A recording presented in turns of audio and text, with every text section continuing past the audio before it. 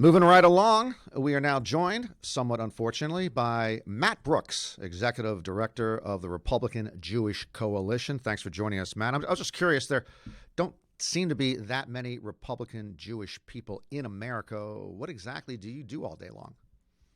Talk to morons like you. What else do you think I do? See, you're very effective at your job, and I'm sure you're quite persuasive. You know, I know you're from the Philadelphia area, Philadelphia, the original nation's capital. I don't think that was a very good choice. It was moved eventually to Washington, D.C. You now are in the Washington, D.C. area. Can you tell me one positive thing about D.C. and one negative thing about D.C.? One positive thing of DC is you no longer live here, so that's good. The second good thing about the negative thing about DC is that we're all under lockdown now, so it's you can't really take advantage of all the terrific restaurants and all the great things that this city has to offer. You know, when I did move out of D.C. Back in the 1990s, I did cite two reasons. One was you, and the other was Marion Barry. So so don't think you're happy that I'm out of there. I'm happy that I'm out of there. Okay. So Philadelphia, you got the Eagles there, who are they made a Super Bowl a couple of years ago, 3 years ago. 3 years to the day. 3 years to today. Okay, 3 years to today to taping. There's their first Super Bowl in I don't know how long. What is it going to take to repair the Eagles? That's a great question. I mean, right now we're trying to figure out where we are with regard to our quarterback situation, which is an absolute mess. We're trying to figure out where we are with our coaching situation. We have an untested new coach.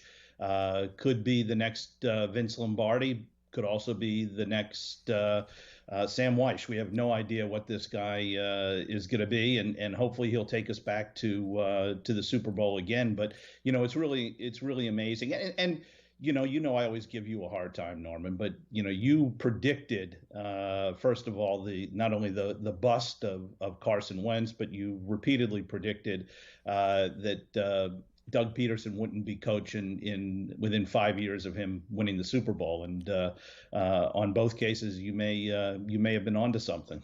Yeah, I'm actually, I appreciate you giving me the nod on that. I am wrong as often as I am right. I just happen to be right on those two situations. And what's the name of the new coach? Nick Stefani. Nick Or Stefani. Sirianni. Nick Sirianni. No. I always confuse it with the singer, Nick Sirianni. Okay. And what's his pedigree? OC under Frank Reich at the Colts and some other coaching positions at Indy, and sort of been a little bit of a journeyman through the leagues. I think he was with the Chargers as well. So he's actually an extension of the Doug Peterson coaching tree in a way, with Frank Reich working under Doug Peterson, right? Yeah, it's like Doug Peterson once removed. Okay.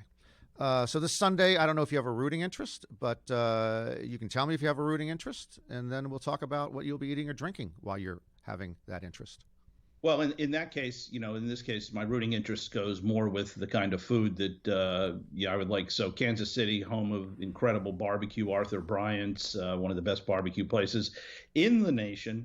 So I will probably be rooting for Big Red Andy Reid, also from the Philadelphia coaching tree, and the Kansas City Chiefs. Tampa Bay, some good seafood, some good Cubano sandwiches, which I know you love, Norman. But I'm going to go with barbecue in Kansas City. All right, I would go with barbecue, a Kansas City barbecue, ahead of even a really good Cubano. And you have some girth on you. I know we can't tell right now because we're only seeing you pretty much from the neck up. But girth-wise, then what? You have both my chins, though, right? Both chins, yeah, in living color, Okay. as we used to say back in my early NBC days. I'm curious about, besides the barbecue, what are the key things that are just must-see food for you on Super Bowl Sunday? Well, I think it's pretty typical of where most people are. I think there's got to be some wings involved. I know you like yours with about as little spice as possible on them. Of course, as you know, I will be making mine incendiary and using ghost peppers and Carolina Reaper peppers in the tradition of Howlin' Rays to create that euphoric pepper high, which I know gives you IBS, but at least for me, I really enjoy it. So we'll have some hot wings. probably forego the usual wine that I do. Go with some beer, which is a rarity on special occasions like this, where pulling a good Cabernet probably isn't appropriate. We'll go with some beer. We'll definitely do some higher end nacho configurations, and we may nosh on a little pizza, around lunchtime or something, just to get the salivary glands all working. You seem to be already in about the 3,500 calorie range with what you described per person. It's just a number. It's like age, right? I mean, who really cares how many calories? It's Super Bowl Sunday, damn it. You're going to do what you want to do. It's like, it's like Christmas and Thanksgiving. And it's one of those holidays that, as my Italian grandmother would be one to say, manja. You got to manja. Yeah, it looks like you're a Manja family. By the way, if you had to choose just between these two beers that we've been discussing today, Yingling or Budweiser, which one would you choose? Yingling, Philadelphia's own. There we go. Actually, I think it's is it America's oldest brewery? Yingling? I think it is, in fact, America's oldest brewery, and indeed was also the beer that was served at your godson Max's bar mitzvah, which we did a Philly themed. That's pretty cool. You weren't invited, but we did a Philly themed party, and we served Yingling. Let me ask you where you stand on, because as a diehard Philadelphia sports fan, you mentioned Andy Reid. So right now, are you torn on Andy Reid? Are you pro? Are you con? You ran him out of town on a rail. I understood. Where do you stand on Andy Reid now? Look, I'm a fan. I think he's got to be as part of the conversation as one of the best coaches of all time. He's certainly probably the best coach in the league right now.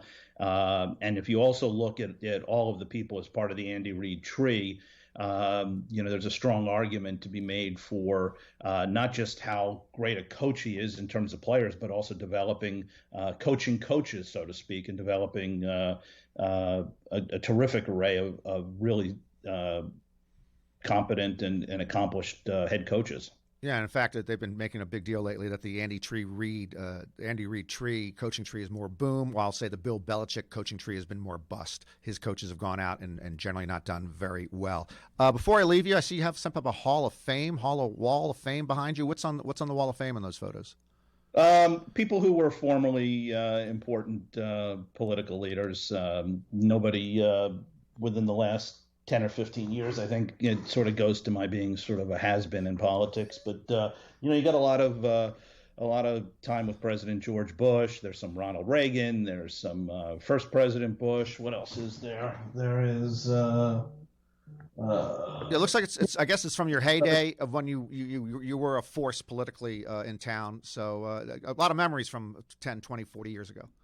Yeah, no. At one point, I was somebody, and now I'm just doing your show. A very good point and a very good way to leave. We really appreciate the positive energy. Mr. Matt Brooks, Executive Director of the Republican Jewish Coalition, and we hope we hear from you again soon, but not too soon. No, I'd say it was great to be with you, but I'd probably be lying. Okay, we're out of here. Thank you.